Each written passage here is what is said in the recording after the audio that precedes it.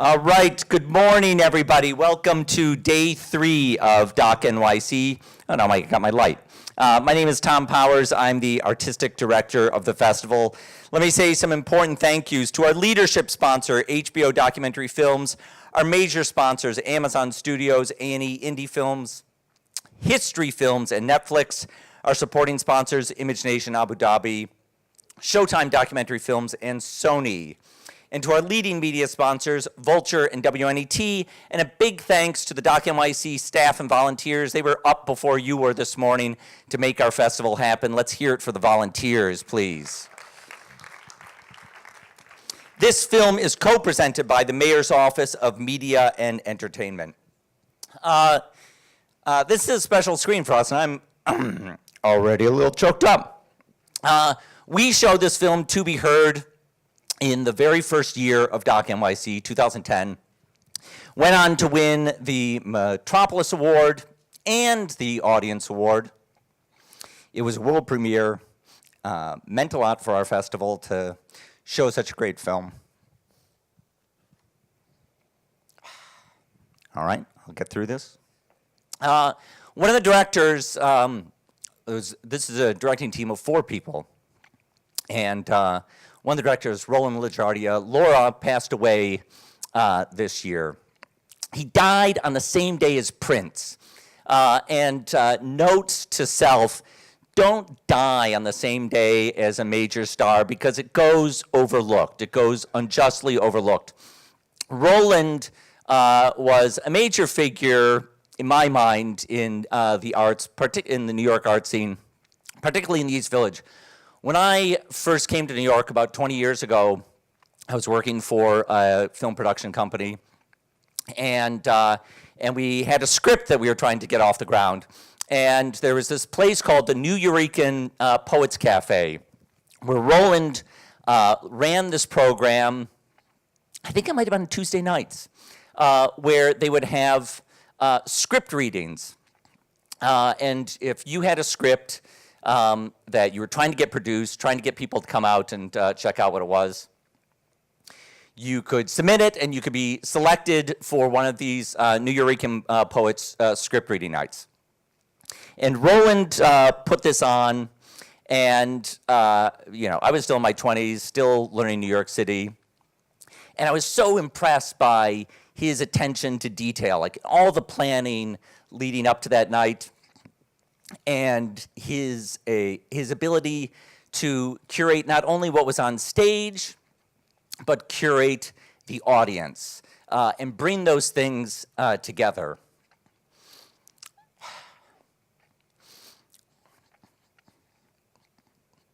And I learned a lot from that.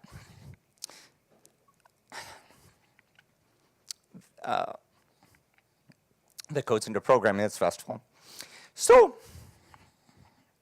all right, let's get through this, man. I want to bring up the other 3 directors who are still alive. Please welcome Deborah Schaefer, Amy Salton, and Eddie Martinez. Good luck. I didn't expect you to make me cry so early in the morning. Thank you. Yes, well, I had a few remarks, but Tom has really done a marvelous job of just reminding us. I mean, we are here partly as in memoriam for Roland, who this week, I'm sure, for all of us has been very emotional anyway. And so any regular sort of sense of loss or that I'm feeling, and I've been feeling a lot of them lately, is doubly, triply, quadruply heightened by the events of Tuesday. And I mean, I just have to hear a few bars of Hallelujah or Bird on a Wire to just burst into copious tears. Roland, I don't believe, would be crying. He would have been howling. And he would have been, Amy says that he predicted this a year ago, that he said Trump is going to win. And he would be driving us all completely nuts with his conspiracy theories and who did it and how it happened and what's going to happen and the what ifs and the has-beens and the and we miss him doing that. So we are going to carry on. As Tom said, he loved his community. What Roland loved more than anything, I believe, is education and his students. And they are going to be, some of the students you see in the film are going to be here afterwards, and his fellow teachers. And Amy is also one of his, you'll see the film. But if anything, if there was a failure this week, in my mind, it was the failure of our public education system. And I think Roland would agree with me, and I hope we can all, in some way, honor his legacy and work. We've got 4 years to, we have to keep our heads down, survive, and turn it around. Amen. And I think there's a demonstration that starts at noon in Union Square after the film, so anybody wants to go with me? That's what I'm doing. That's our job. Okay, anybody? So they'll be back afterwards with some of the students for a Q&A. Stick around. Here's To Be Heard. So maybe you can all give us a little bit of what's been happening with you all, because I know we have very good news, and maybe we'll start with you because I've heard great things. I gave her my mic. Okay. That's how it works. This is over. The filmmakers are out of this part. Hello. I am currently at Princeton getting my seminary degree. Yes. Going to get I'm at seminary school, so I'll be hopefully a pastor on a farm for youth. Yeah, that's it for me. That's amazing. Yeah. What else is going on with you guys? No, you all do it. It's important that we get to know all the great people that you're actually teaching how to. Right now I am working on building a business of mine, coordinating events and party planning, and raising my little boy. You guys still write? Yes. Are you still writing? Yes, I still do write. Yes. You still writing? After graduate school. Okay. Do enough writing right now. Okay. We need your writing now more than ever. Yes. Joe? For real? Okay. I think Karina's being a little, humble. Last night, was it last night or Thursday? Thursday. Thursday night, we initiated a project on Rikers Island, and we hope to be there for a while. I think it's a critical time in America. It is obvious we are not a learned people. It is obvious that we live in great sorrow. So I wanted a chance to say to you, I was really proud of your work the other night. We worked in a facility that is, there's an acronym, RNDC, but it's really a house of detention for male children. And I suggest to all, if you ever have an opportunity to visit one of our penal institutions, please take it. And so you see who we really are as a people. Both men and women and children are locked up in horrific conditions. And hopefully, if we can continue to do this power writing work, we can alleviate some of that. Thank you.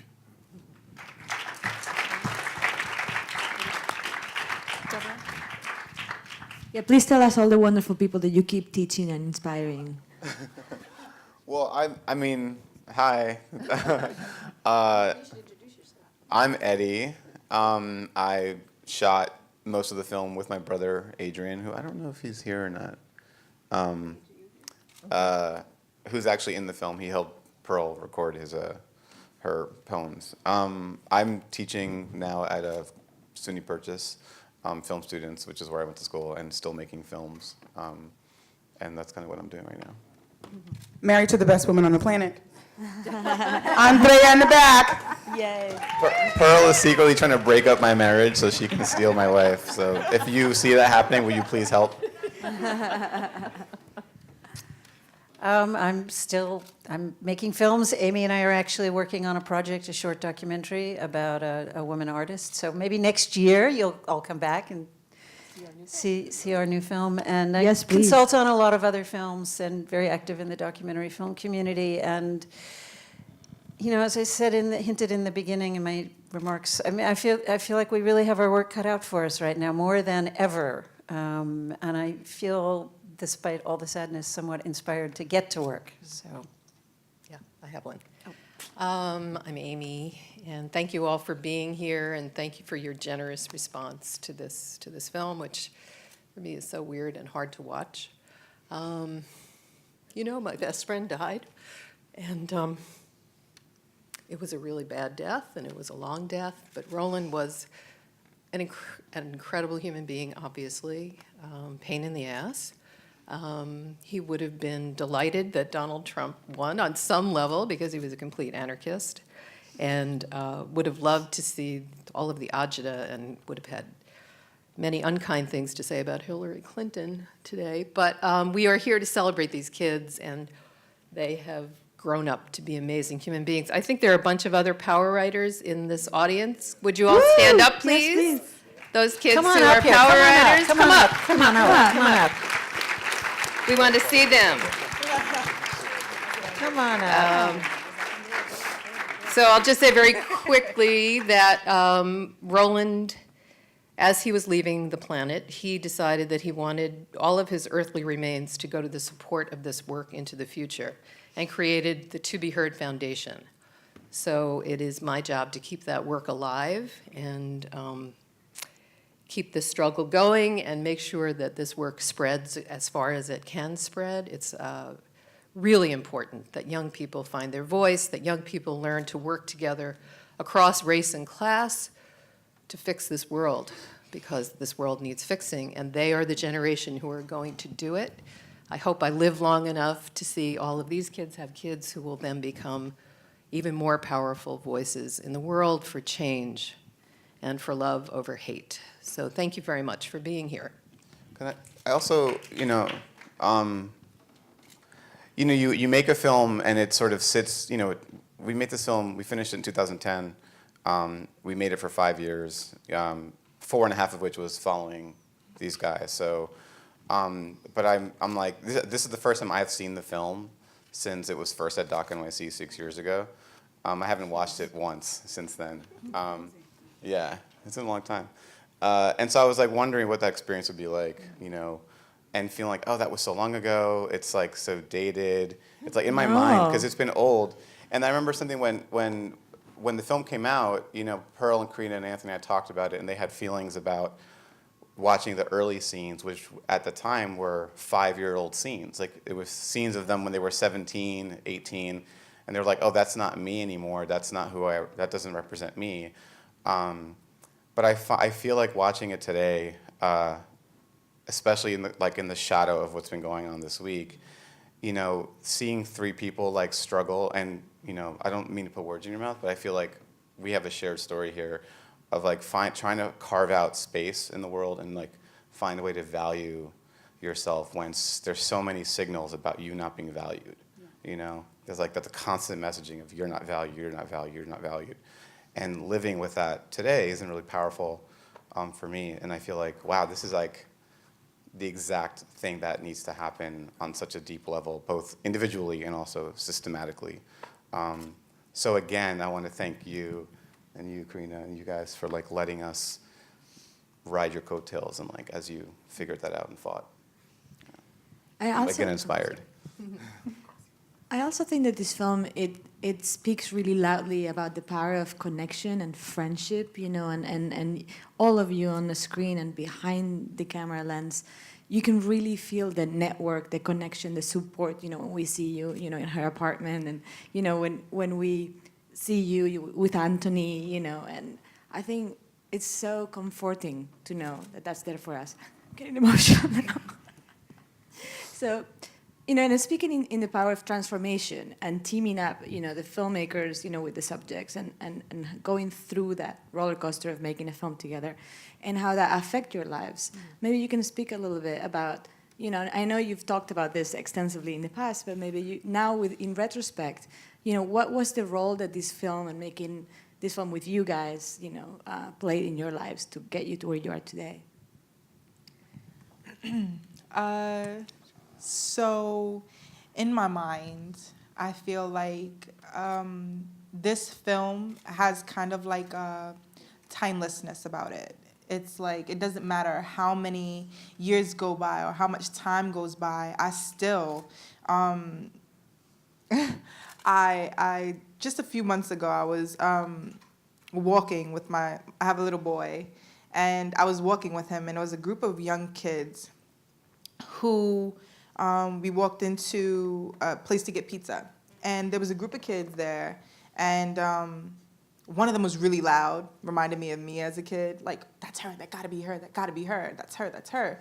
And I'm like, oh Lord, they know, they've seen the movie, oh my gosh. And so one of them gets the courage up, and she's like, hey, are you the girl from the movie? And I'm like, oh, yes, yes. And so you get one of two reactions. You get the, oh my God, I'm starstruck, or you'll get tears. And I got a little bit of both that day. One of the girls was like, oh my God, you told my story that it's kind of a quiet story. Everyone knows of it, but no one speaks of it. And you spoke of it. And just the fact that she expressed that to me in a pizzeria, it spoke volumes. Since I can't even remember, I've been co-teaching with Amy and Joe and Roland with the Power Writing Group. We go to many different schools and we teach our writing program to these kids. And just like Joe said the other day, we went to Rikers Island where we did the pilot for this program with the juveniles there that aren't inmates, they're detainees. And we were trying to explain the program, and even before we could even finish what we were saying, we had 2 students and both of them were writing before we could even finish what we were doing and what we were doing there. It continues to humble me. It continues to show me that the work that I'm doing, I am meant for. And it's something that I look forward to. It's something that drives me.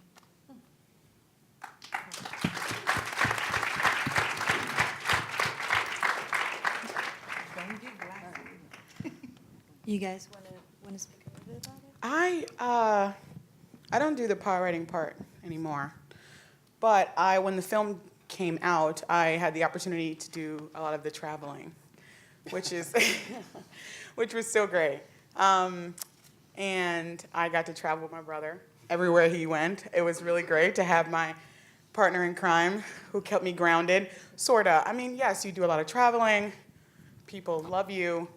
Your head gets quite big. I mean, whatever. Oh, yeah. I feel like I deserved it. So I think for me, when the film came out, I didn't feel so far from it as I do now.